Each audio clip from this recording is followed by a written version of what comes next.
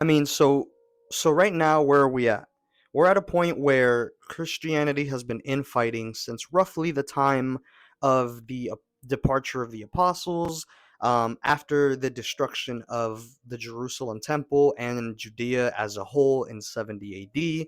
We have a massive influx of Jewish Christians moving into areas where there are and have been for a while Gentile Christians who have formed a culture and a lifestyle of being Christian. And so we have a clash of traditions where we have the proto-Orthodox who are very faithful to the Jewish roots that were passed down from uh, apostles like James, specifically, who was the leader of the Jerusalem church, where they really stuck to their Jewish roots.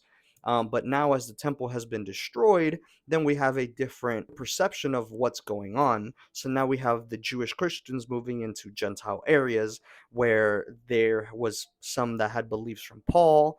And as we know, there were some factions within the Jerusalem church that were anti Paul and saw him as a heretic himself because he called for an abolition of the law, which was indeed what happened in 70 AD.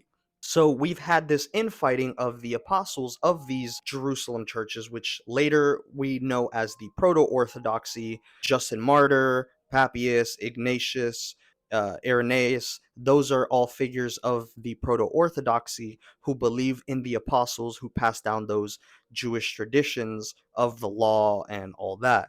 Where there was some Christians who didn't necessarily have that tie to the Old Testament, whereas they saw Jesus and his fulfillment through the preachings of Paul in their own context, whether it mean through their Greek mythology or their Greek religion or their pagan ways, whatever it was, they indeed turned to Christ, not through the Old Testament scriptures, but through Christ himself.